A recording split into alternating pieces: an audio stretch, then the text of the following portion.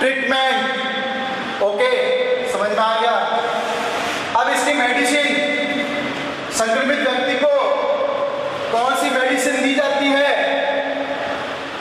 पता है? तो अब हम पढ़ेंगे इसकी मेडिसिन क्या है। औषधि, औषधि दवाई क्या है इसकी मेडिसिन।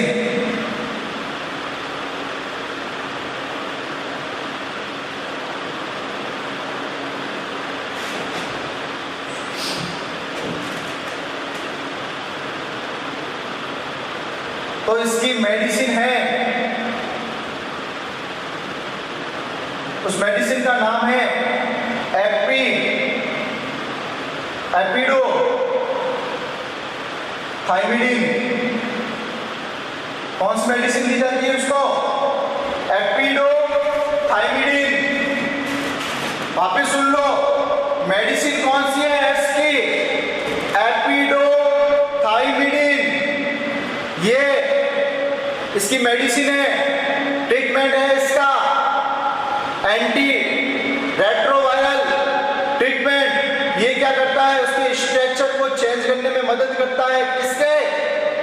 HIV के स्ट्रक्चर को चेंज करने में मदद करता है। ट्रीटमेंट होता है, उस ट्रीटमेंट का नाम है एंटी रेट्रोवायरल ट्रीटमेंट। और इसकी जो औषधि है, इसकी जो मेडिसिन होती है, उस मेडिसिन का नाम है एपिडो थाइमिडीन। क्या नाम है? एपिडो थाइमिडीन। ये नाम है इसके एड्स के व्यक्ति के मेडिसिन का, जो मदद करता है HIV को खत्म करने में। ठीक है, अब देखिए, अब हम पढ़ेंगे, इतनी चीजें आपको पता चल गई। अब हम पढ़ेंगे, वापस देखो, औषधि कौन है? एपिडो थाइमिडीन। और इसका ट्रीटमेंट क्या है? ट्रीटमेंट का नाम क्या है और क्यों किया जाता है? क्योंकि रेट्रोवायरस है। रेट्रोवायरस पक्ष विषाणु ये स्ट्रक्चर चेंज करता रहता है।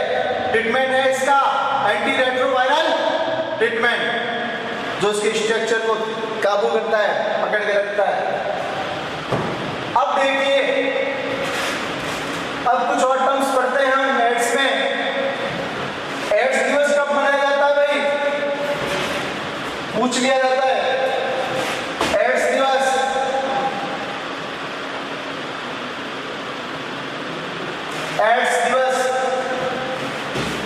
दिवस कब मनाया जाता है? तो एड्स दिवस मनाया जाता है 1 दिसंबर। कब? 1 दिसंबर को मनाया जाता है भाई एड्स दिवस। समझ में आ गया? एड्स दिवस कब मनाया जाता है? 1 दिसंबर को। एड्स का साइन क्या होता है? चिन्ह क्या होता है? लाल फीता।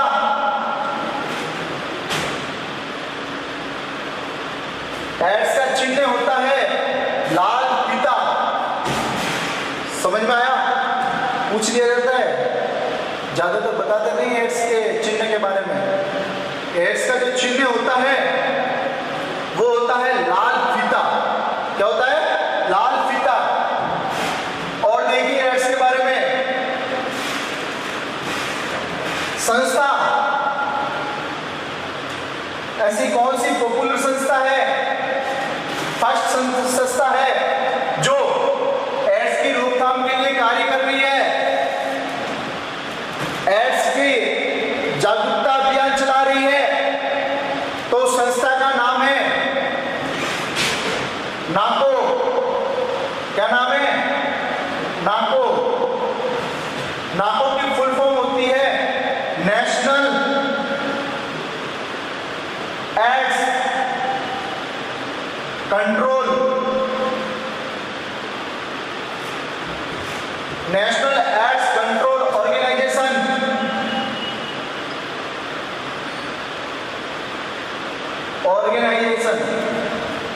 संस्था कौन सी है एड्स की? NACO, national AIDS control organisation. इस नाको का मुख्यालय कहां पर स्थित है? तो नाको का मुख्यालय है बेंगलोर में कहां पर है मुख्यालय? इसका मुख्यालय है बेंगलोर। बेंगलोर में इसका क्या है? मुख्यालय है। एक और है एनजीओ। एनजीओ का मतलब पता है क्या होता है? नॉन गवर्नमेंट ऑर्गेनाइजेशन, यानी गैर सरकारी संगठन। एनजीओ कौन सी एनजीओ है? उस एनजीओ का नाम है संरक्षा। ये एक एनजीओ है, नॉन गवर्नमेंट ऑर्गेनाइजेशन है, जिसका नाम है संरक्षा। यह भी एड्स की रोकथाम के लिए एड्स जागरूक अभियान चला रही है। और ये भी कहां पर स्थित है? बेंगलोर। ये एनजीओ भी कहां पर स्थित है? बेंगलोर में। बेंगलोर, दोनों बेंगलोर में स्थित है भाई। संस्था नाको, नेशनल एड्स कंट्रोल ऑर्गेनाइजेशन, इसका मुख्यालय कहां स्थित है? बेंगलोर में। ये एड्स की रोकथाम, उसके जागरूक अभियान चला रही है। और एक एनजीओ है, उस एनजीओ का नाम है संरक्षा। ये भी क्या कर रही है? एड्स की रोकथाम और जागरूक अभियान चला रही है। और इसका भी मुख्यालय, यानी ये भी एनजीओ कहां स्थित है? बेंगलोर में स्थित है। तो ये था आपका एड्स। एड्स का साइन होता है लाल फीता। क्या होता है? लाल फीता। एड्स दिवस मनाया जाता है 1 दिसंबर को। कब मनाया जाता है? एड्स दिवस 1 दिसंबर को। तो इतनी जानकारी थी जो मेरे पास एड्स के बारे में, वो मैंने आपको बता दी है। तो आशा करता हूँ कि आपको एड्स समझ में आ गया होगा। इससे ज़्यादा कोई क्वेश्चन एड्स में से पूछा नहीं जाता है, कोई भी कंपटीशन एग्जाम हो, चाहे आरएस का हो। समझ में आया? पूरी जो जानकारी एड्स के बारे में थी वो मैं आपको बता चुका हूँ। तो इसके नोट्स बनाइए, यहाँ से इसको समझिए। क्या है एड्स? वायरस कौन है? फुल नेम क्या है? कैसा वायरस है? कारण क्या है? लक्षण क्या है? जांच क्या है? इलाज क्या है? मेडिसिन क्या है? कब मनाया जाता है एड्स दिवस? इसका साइन क्या है? कौन कौन सी संस्थाएं काम कर रही है? पूरी मैंने आपको एड्स के बारे में पूरा टॉपिक क्लियर करवा दिया है। तो आशा करता हूं कि आपको ये चीज बिल्कुल समझ में आ गई होगी। अब हम 3 के सेट पढ़ेंगे, तो ध्यान से समझना। अब हम कौन से विषाणुजनित रोग पढ़ेंगे? अब हम पढ़ेंगे स्मॉल पॉक्स, चिकन पॉक्स और खसरा। कौन कौन से? स्मॉल पॉक्स, चिकन पॉक्स और खसरा। तो देखिए, समझिए और मेरे साथ अनुसंधान एकेडमी के साथ इस बायोलॉजी की क्लास के नोट्स बनाइए, अपने कॉन्सेप्ट क्लियर कीजिए और अपना भविष्य बनाइए भाई। ध्यान से समझिए। अब हम 3 के सेट में पढ़ेंगे। अब हम पढ़ेंगे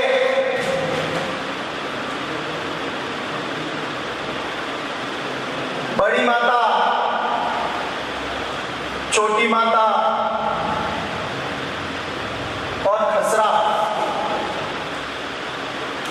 बड़ी माता को स्मॉल पॉक्स, इसको शीतला माता, शीतला रोग भी कहते हैं भाई, शीतला। ठीक है। छोटी माता चिकन पॉक्स। ओके। और आपका खसरा, उसको बोलते हैं मिजल्स। मिजल्स। अब हम इन 3 रोगों को पढ़ेंगे। बहुत सिंपल है, बस इनके वायरस का नाम ध्यान रखना है और क्या करता है ये बता दूंगा मैं। ठीक है। तो ध्यान से समझिए, इन तीनों रोगों को 3 के सेट में पढ़ रहे हैं हम। ओके। तो भाई देखो, ये जो तीनों रोग हैं,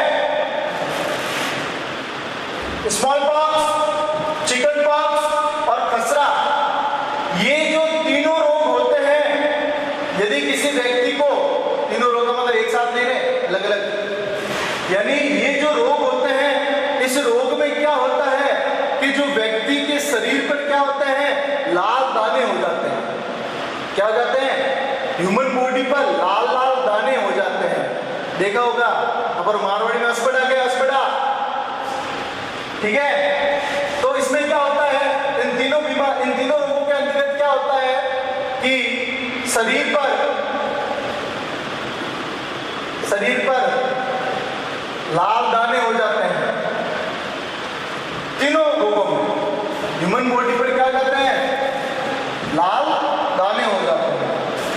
बस अंतर क्या है इन तीनों बीमारी में, तीनों रोगों में अंतर क्या है, जो दानों का आकार और साइज होती है, जो साइज है वो सब में अलग अलग होती है। किसी में बड़ी होती है, किसी में छोटी और किसी में और भी छोटी।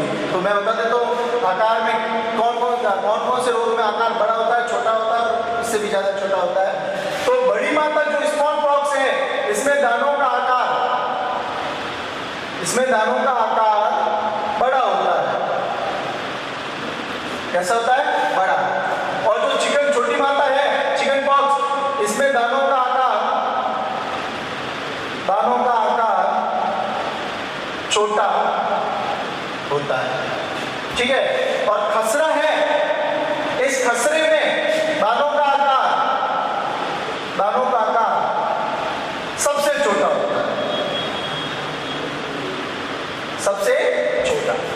समझ में आया? बड़ी मात्रा में दानों का आकार बड़ा, छोटी मात्रा में दानों का आकार छोटा, और खसरे में सबसे छोटा होता है। और तीनों बीमारियों के अंदर क्या होता है, ह्यूमन बॉडी पर क्या होता है, लाल लाल दाने होते हैं भाई। क्या होते हैं, लाल लाल दाने। अब देखो क्रिटिकल सिचुएशन क्या है, लाल लाल दाने तो हो गए तो कैसे हो जाएंगे। क्रिटिकल सिचुएशन क्या है, क्रिटिकल सिचुएशन इन तीनों बीमारियों में क्या होती है, गंभीर स्थिति क्या है तीनों में, कि जो ये दाने होते हैं, ये दाने क्या करते हैं, प्रस्फुटन करने लगते हैं, यानी फूटने लगते हैं। समझ में आया? क्या करने लगता है, फूटने लगते हैं। और फूटने के कारण इन दानों में से जो लिक्विड निकलता है, जो द्रव्य निकलता है, और द्रव्य बॉडी पर जहां गिरता है, वहां पुनः क्या हो जाता है, दाग हो जाता है, पुनः क्या हो जाता है, दाने हो जाते हैं। देखा होगा आपने, चीज बड़ी मात्रा तो एक बार सबने होवे, या तो जन्म टाइम होवे या जन्म बाद होवे पक्की भाई, ठीक है। तो इसमें क्या होता है कि प्रस्फुटन के समय जो ये दाने फूटते हैं, और फूटने के कारण जो लिक्विड निकलता है, जो द्रव्य निकलता है, और ये द्रव्य जहां जहां शरीर पर गिरता है, वहां पुनः क्या होने लगते हैं, दाने होने लगते हैं। तो ये इसकी क्रिटिकल क्या है, स्थिति है, पोजीशन है, गंभीर समस्या है इनकी। बाकी ये इतना होता नहीं है।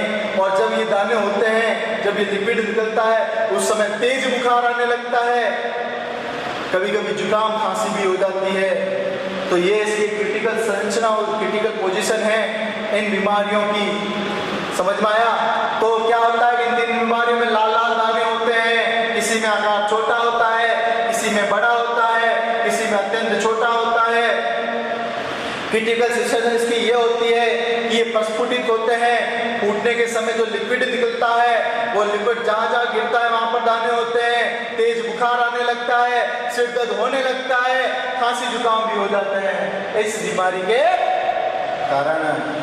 ओके, अब इनके वायरस कौन है, इन तीनों में क्या है, लक्षण सब सेम है, बस इनके वायरस क्या है, अलग अलग है। ओके, तो अब हम इसके वायरस पढ़ते हैं कि कौन कौन से वायरस है इनमें, ठीक है। तो बड़ी मात्रा जो स्मॉल पॉक्स है, इसका वायरस होता है वेरियोला,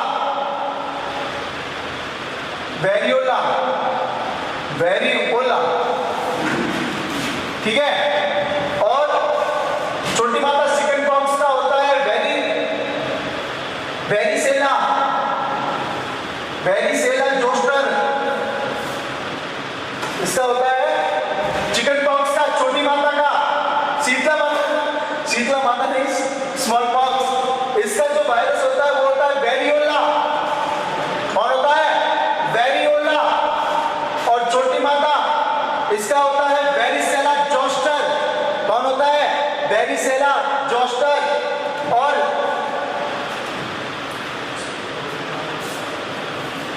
खसरा इसका होता है पैरामिक्सो, पैरा मिक्सो, इसको कभी कभी मिजल्स वायरस भी कहा जाता है, मिजल्स नाम होता है, पैरा मिक्सो, मिजल्स। ओके, तो ये इसके वायरस होते हैं, कौन कौन? Small pox, variola virus, chicken pox, varicella zoster और खसरा, इसका होता है पैरामिक्सो, कभी कभी मिजल्स वायरस भी कहा जाता है। तो ये थे आपके 3 और संक्रमण रोग, किसके द्वारा? विषाणुजनित वायरस के द्वारा। तो हमने वायरस के द्वारा 4 रोगों को कंप्लीट कर लिया है, एड्स, बड़ी माता, छोटी माता, खसरा। ओके, विश्वास करता हूँ आपको वीडियो पसंद आया होगा, आपके फैक्ट क्लियर हुए होंगे। अगर आपको थोड़ा बहुत भी डाउट है, गलती हो जाती है, तो आप पर्सनल व्हाट्सएप पर मुझे मैसेज करके बता सकते हो, आपके कॉन्सेप्ट भी क्लियर करवा दूंगा और आपके डाउट भी क्लियर हो जाएंगे। धन्यवाद, थैंक्स। और इसी तरह अनुसंधान अकेडमी पर आप अपना प्यार बनाए रखें। धन्यवाद, थैंक्स। ओके।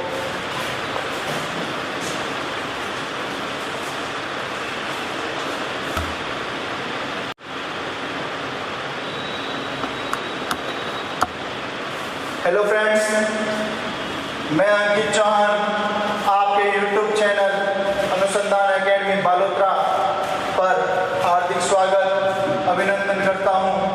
हमने ह्यूमन डिजीज के 5 पार्ट्स डिस्कस कर लिए हैं, कंप्लीट कर लिए हैं। हम 4th पार्ट में संक्रामक रोगों के बारे में पढ़ रहे थे, जिसमें हमने विषाणु जनित का एक रोग एड्स उसको प्रारंभ किया था। अब हम आगे एड्स के बारे में और पढ़ेंगे, थोड़ा बता देता हूँ। एड्स का पूरा नाम एक्वायर्ड इम्यूनोडेफिशिएंसी सिंड्रोम, इसके वायरस का नाम HIV, human immuno virus. HIV क्या होता है? रेट्रोवायरस, पक्ष विषाणु। पक्ष विषाणु वह विषाणु होता है जिसमें RNA पाया जाता है, ये अपने प्रोटीन कोड को, ये अपने स्ट्रक्चर को क्या करता है? चेंज करता है। इसके कारण इसका इलाज थोड़ा मुश्किल है, कॉम्प्लिकेटेड है, तो ध्यान से समझो। अब हम पढ़ेंगे आगे और एड्स के बारे में कि एड्स क्या है। तो देखिए, एड्स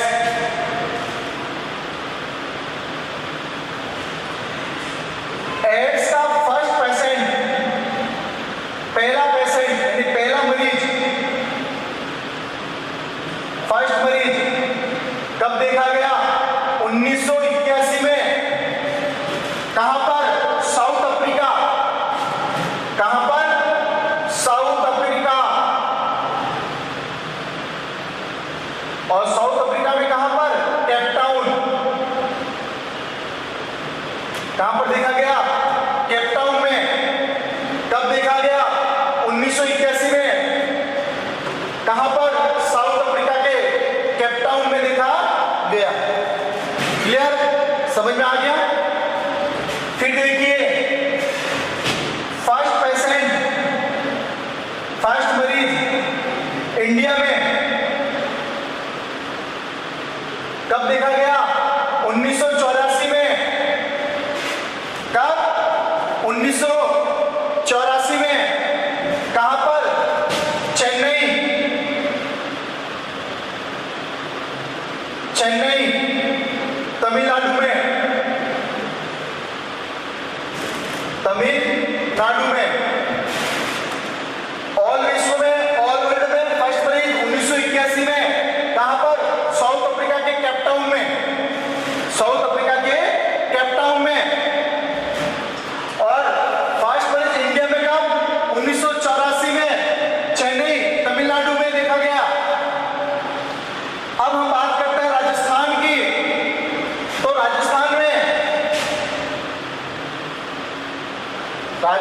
में ये देखा गया पुष्कर, जहां ब्रह्मा जी का मंदिर है भाई, एकमात्र मंदिर पुष्कर में, सॉरी एक आशोत्रा में भी है अपने खुद की धरातल जन्मभूमि पर। तो राजस्थान में कहां देखा गया? पुष्कर, अजमेर। अजमेर। तो ये टर्म्स ध्यान रखना, पूछा जा सकता है 1981 में सन कोई जरूरी नहीं है भाई, बस ध्यान रखना है कहां देखा गया। कहां देखा गया? साउथ अफ्रीका के केपटाउन में फर्स्ट मरीज प्राप्त हुआ एड्स का, लोगों को पता चला एड्स के बारे में। और इंडिया में चेन्नई तमिलनाडु 1984 में, और राजस्थान में कब प्राप्त हुआ, कब देखा गया? पुष्कर में। कहां देखा गया? पुष्कर अजमेर में देखा गया। तो ये टर्म्स है 3, तो ये आप ध्यान रखिए, कभी कभी क्वेश्चन पूछा जा सकता है।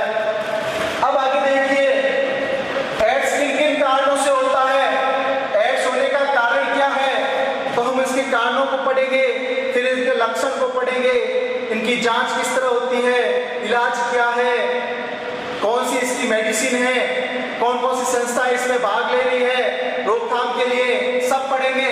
बिल्कुल सिंपल है, ज्यादा सोचने की जरूरत नहीं है।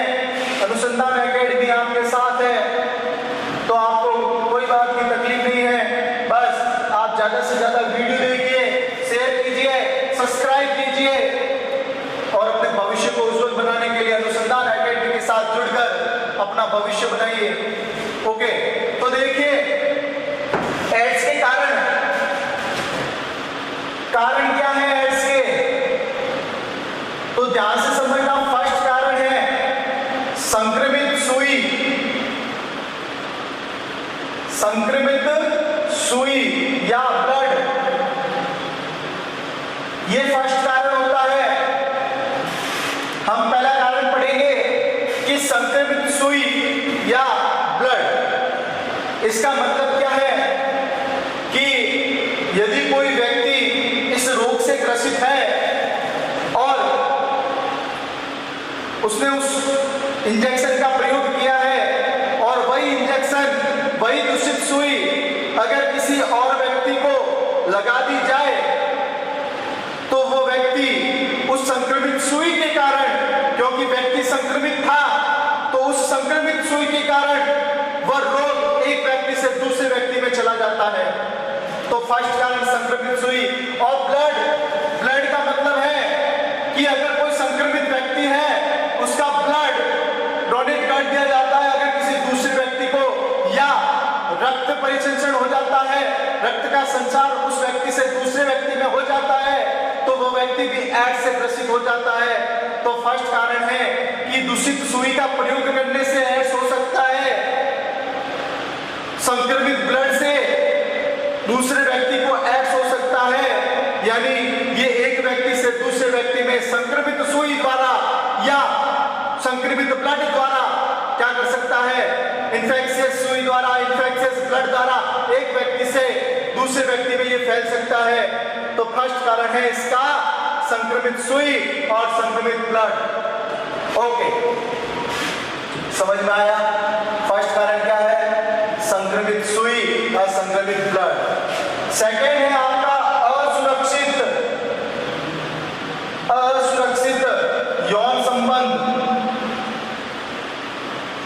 यौन संबंध, असुरक्षित यौन संबंध का मतलब होता है कि जब व्यक्ति अपने जीवन साथी के अलावा, यदि व्यक्ति अपने जीवन साथी के अलावा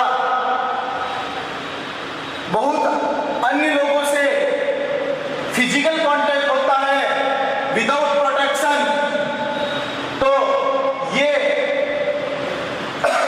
ये रोग उसमें होने की संभावना है। यानी अगर विदाउट प्रोटेक्शन अगर कोई व्यक्ति अपने जीवन साथी के अलावा अन्य कहीं और फिजिकल कांटेक्ट में होता है या यौन संबंध रखता है, तो ये जो बीमारी है उस व्यक्ति में होने की संभावना होती है। समझ में आया? विदाउट प्रोटेक्शन अगर कोई फिजिकल कांटेक्ट करता है तो ये बीमारी उसके हो सकती है। तो ध्यान से समझना। सेकंड पॉइंट है आपका असुरक्षित यौन संबंध। तीसरा पॉइंट है टेटू खुदवाना।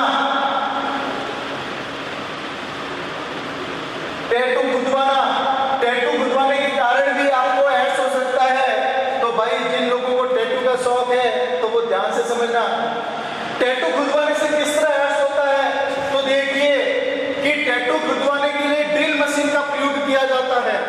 कौन सी मशीन का प्रयोग किया जाता है? ड्रिल मशीन का प्रयोग किया जाता है।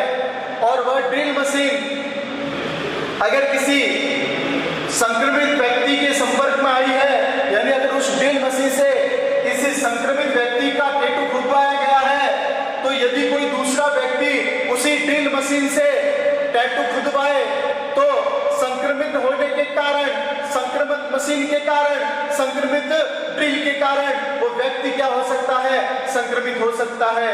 तो तीसरा कारण है कि टैटू खुदवाना।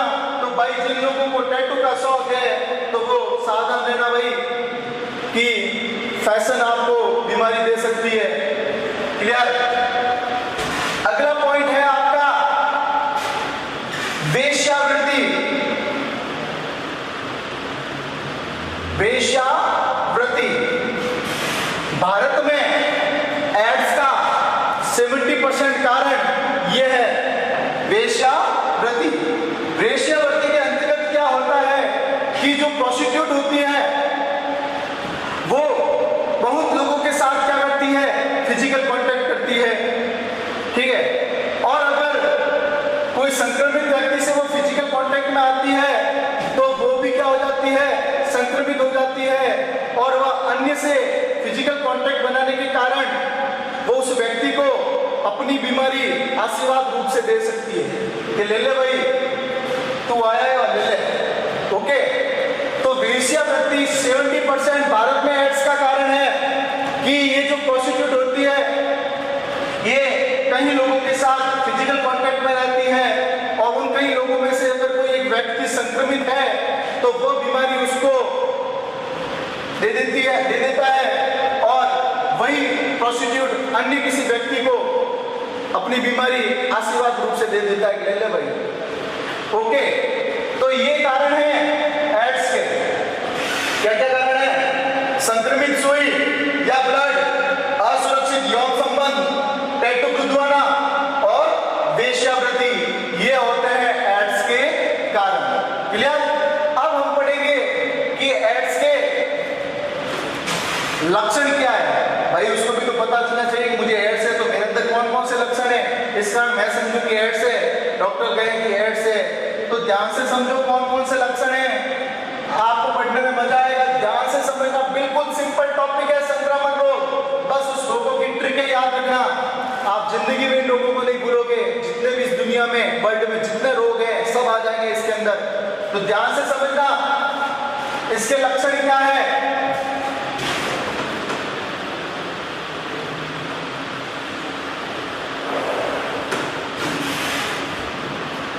लक्षण, फर्स्ट लक्षण होता है लिम्फोसाइट। समझा चुका हूं, ब्लड पढ़ाया था मैंने आपको WBC में। तो लिम्फोसाइट WBC की संख्या में कमी होना, यानी जो इसकी WBC होती है, कौन सी WBC? लिम्फोसाइट WBC, इसकी संख्या में धीरे धीरे क्या आने लगती है? कमी आने लगती है। क्या आने लगती है? कमी। तो फर्स्ट इसका लक्षण है कि लिम्फोसाइट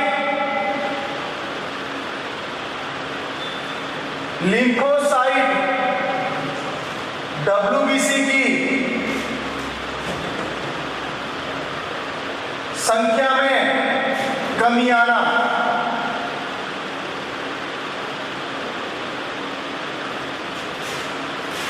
क्लियर? समझ में आया फर्स्ट पॉइंट? फर्स्ट लक्षण क्या है कि कौन सी WBC? लिम्फोसाइट WBC की संख्या में क्या आना? कमी आना। ये इसका फर्स्ट क्या होता है? लक्षण होता है। सेकंड लक्षण देखिए, वजन कम होना।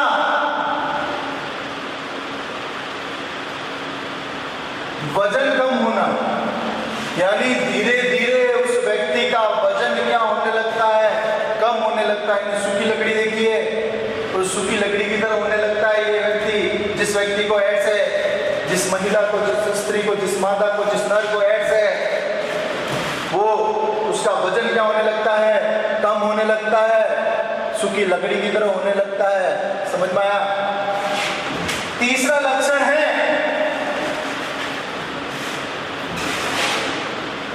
घाव का न भरना, घाव का न भरना, यानी अगर उस व्यक्ति को चोट लग जाती है तो जो घाव होता है वो घाव भरता नहीं है।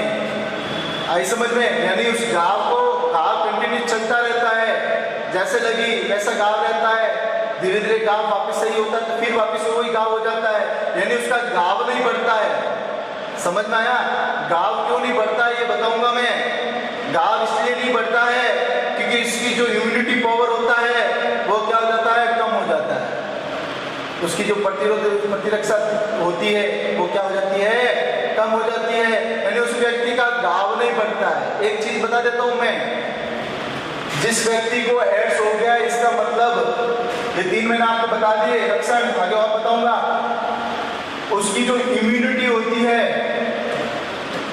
इम्यूनिटी बताने की जरूरत है, आपकी जो प्रतिरक्षा क्षमता होती है, जो शरीर के अंदर प्रतिरोधक क्षमता होती है वो धीरे धीरे क्या होने लगती है, कम होने लगती है। यानी आपकी जो इम्यूनिटी होती है ये इम्यूनिटी क्या होने लगती है, कम होने लगती है। समझ में आया? इम्यूनिटी क्या होने लगती है, कम होने लगती है। ठीक है, एक चीज बता देता हूं मैं, जब व्यक्ति को एड्स होता है, कोई भी व्यक्ति एड्स से नहीं मरता है, ये ध्यान रखना कि ऐसा नहीं है कि उसको एड्स है तो वो एड्स से मर गया। अरे ना रे, एड्स से नहीं मरता है वो। समझ में आया? वो व्यक्ति मरता है किसी अन्य रोग के कारण। क्यों? क्योंकि जब उसकी इम्यूनिटी खत्म हो जाती है तो कोई अन्य रोग उस पर क्या करता है, हमला कर देते हैं। समझ में आया? क्यों? क्योंकि उसके पास इम्यूनिटी नहीं है। समझ में आया? इम्यूनिटी नहीं है तो सब लोग क्या करते हैं, उसको घेर लेते हैं, भाई वो आज जगह ठीक है, अपन रहे नहीं कहीं कि ये जगह सही है, इस व्यक्ति के शरीर में हम रह सकते हैं, क्योंकि अपन को बंदूक से कोई नहीं मारेगा, क्योंकि उसके पास बंदूक ही नहीं है। बंदूक तो गई, एड्स ने खत्म कर दी बंदूक को, इम्यूनिटी को क्या कर दी, खत्म कर दी। अब अन्य रोग उसको क्या कर लेते हैं, घेर लेते हैं, और अन्य रोग के कारण ही उस व्यक्ति की क्या होती है, मृत्यु होती है। एड्स से कोई व्यक्ति नहीं मरता है, ये ध्यान रखना। एड्स एक साधन है उस व्यक्ति की इम्यूनिटी को मारने का, न कि उस व्यक्ति को मारने का। उस व्यक्ति को तो मारता है कोई अन्य रोग, लेकिन ये एड्स क्या करता है, उस व्यक्ति के अंदर घुसकर उसकी इम्यूनिटी को क्या कर देता है, खत्म कर देता है। तो ये चीज ध्यान रखना, एड्स से कोई व्यक्ति नहीं मरता है, व्यक्ति मरता है इससे, इसको जो अन्य रोगों ने घेर रखा है कि भाई आज जगह बढ़िया है रहने की, उससे वो व्यक्ति मरता है। समझ में आया? तो एड्स में क्या होता है, इम्यूनिटी क्या होने लगती है, खत्म। तो चौथा पॉइंट है, इम्यूनिटी पावर खत्म होने लगती है। इम्यूनिटी पावर समाप्त होने लगती है।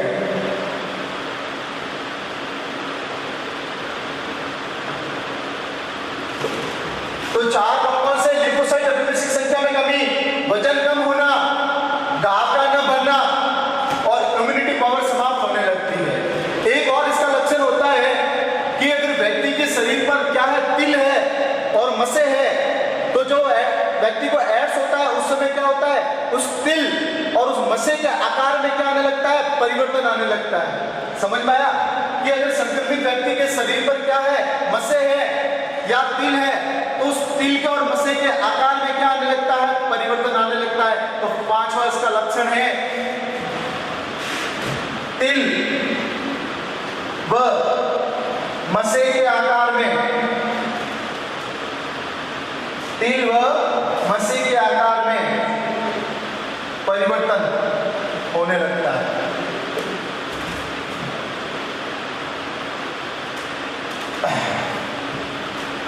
तिल और मसे के आकार में क्या आने लगता है, परिवर्तन आने लगता है। ओके, समझ में आया?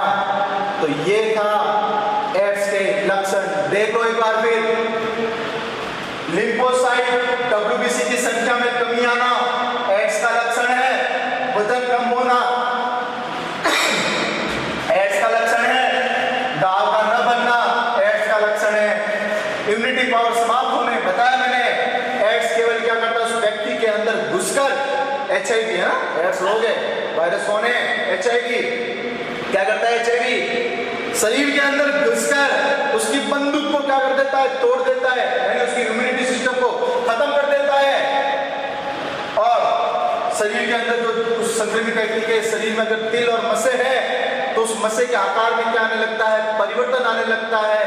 ऐसे लक्षण दिखाई दे दे तो समझ लेना भाई उस व्यक्ति को एड्स है। क्या है? एड्स। तो ये थे इसके लक्षण। ओके, अब हम पढ़ेंगे कि एड्स की जांच कैसे होती है, किस तरह होती है, कौन कौन सी टेक्निक है जिससे एड्स की जांच होती है। जांच भी तो करवानी पड़ेगी भाई। मुंडो बोल डॉक्टर कह दियो कि मैं एड्स है, यूँ तो ना हुए, उसकी जांच होती है। तो वह जांच कौन कौन सी होती है ध्यान से समझना।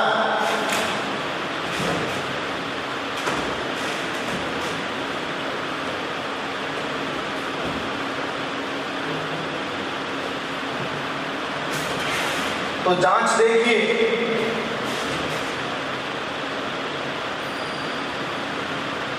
फर्स्ट जांच होती है एलाइजा।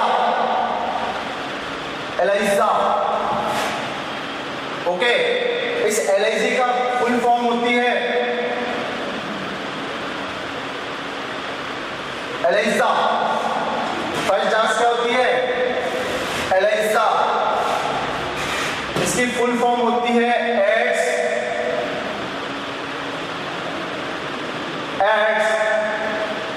लिंक्ड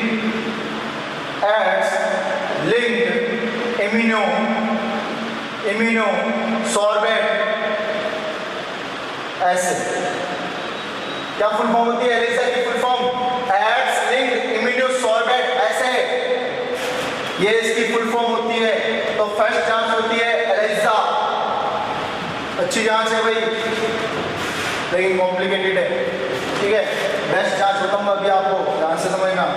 तो फर्स्ट जांच होती है इसकी एलिजा, जिसकी फुल फॉर्म होती है AIDS linked immuno sorbate acid. Second जांच वेस्टर्न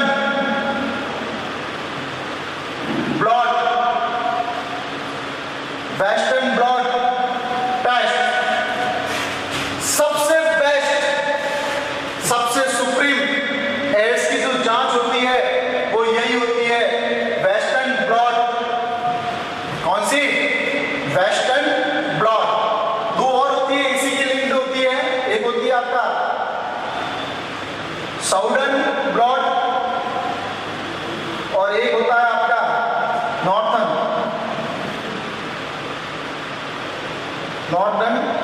ब्लड। दिशाओं पर लिए गए हैं, कोई बात खास बात नहीं है, ठीक है। मेन जो आपकी सबसे इंपॉर्टेंट, सबसे बेस्ट जांच जो होती है वो होती है आपकी western blood. ELISA first test western blood, इसी लिंक दो होती है साउदर्न और नॉर्थर्न, लेकिन सबसे अलग, सबसे बेस्ट होती है आपकी वेस्टर्न ब्लड। कौन सी? Western blood. एक लेटेस्ट और जांच है, उस जांच का भी नाम बता देता हूं मैं। आपने नाम सुना होगा पीसीआर, सुना है नाम? पीसीआर सुना ही होगा भाई। कौन सी जांच है वो? पीसीआर। इस पीसीआर का पूरा नाम होता है पॉलीमरेज चेन रिएक्शन।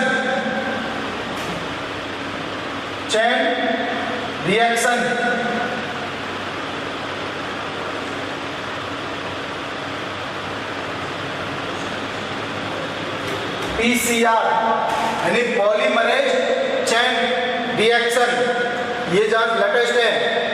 लेकिन सबसे बेस्ट जांच कौन सी होती है?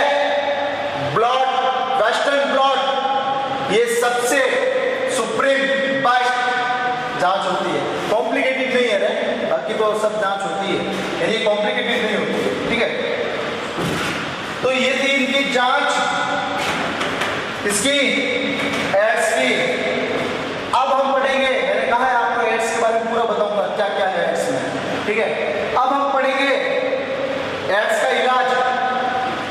एड्स का इलाज तो देखिए, एड्स का इलाज पता है मुश्किल है। तो देखो एड्स का इलाज कैसे होता है? तो पहले मैं आपको बता देता हूं कि एड्स का वायरस होता है ना HIV, ये HIV क्या होता है? रेट्रोवायरस। रेट्रोवायरस का मतलब पक्ष विषाणु। क्या होता है? पक्ष विषाणु। पक्ष विषाणु यानी इसके अंदर क्या पाया जाता है? RNA। क्या पाया जाता है? RNA। तो RNA होने के कारण ये अपना प्रोटीन कोड क्या करता है? चेंज करता रहता है भाई। चेंज करने के कारण, स्ट्रक्चर चेंज करने के कारण इसका इलाज बेइलाज है। इसका इलाज किया तो जाता है लेकिन इतना संभव नहीं है। ठीक है, ये चीज मैं आपको पहले बता चुका हूँ, इसलिए वापस एक बार बता दी। तो इलाज पढ़ने से पहले मैं आपको ये बता सकता हूँ कि क्यों इसका इलाज इतना मुश्किल है, कॉम्प्लिकेटेड है। ठीक है, तो देखो HIV रेट्रोवायरस पक्ष विषाणु होता है। पक्ष विषाणु का विषाणु होता है जिसके अंदर RNA पाया जाता है। RNA पाया जाता है तो ये अपने प्रोटीन कोड को स्ट्रक्चर को क्या करता रहता है? चेंज करता रहता है। और चेंज करने के कारण इसका इलाज क्या है? बेइलाज है।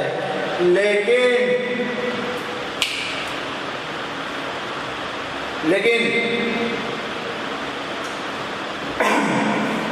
इसकी एक टेक्निक है जिससे इसके स्ट्रक्चर को दबाया जा सकता है, यानी थोड़ा चेंज किया जा सकता है, यानी उसका पता लगाया जा सकता है। ठीक है, तो वो टेक्निक है। तो उस टेक्निक का नाम है, ध्यान से समझना, ART। क्या नाम है उस टेक्निक का नाम? ART। ART का मतलब होता है एंटी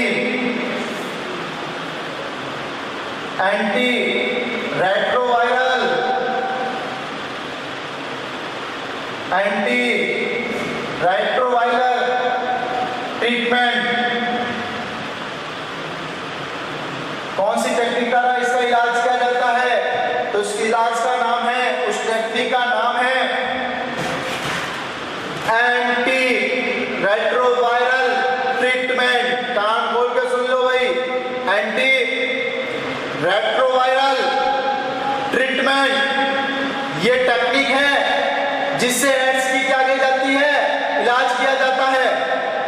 ट्रीटमेंट को कभी कभी थेरेपी का रूप भी लिया जाता है, थेरेपी भी कहा जाता है इसको। तो कंफ्यूज मत हो जाना, ट्रीटमेंट थेरेपी के आगे तो एंटी रेट्रोवायरल पीछे थेरेपी आ गया, सर इसका आंसर गलत हो गया, ट्रीटमेंट आना चाहिए। नो, थेरेपी और ट्रीटमेंट दोनों एक ही बात है। कभी कभी ट्रीटमेंट लिया जाता है नाम, और कभी कभी नाम लिया जाता है थेरेपी। तो समझ में आया? इलाज कौन सी टेक्निक द्वारा किया जाता है एड्स का?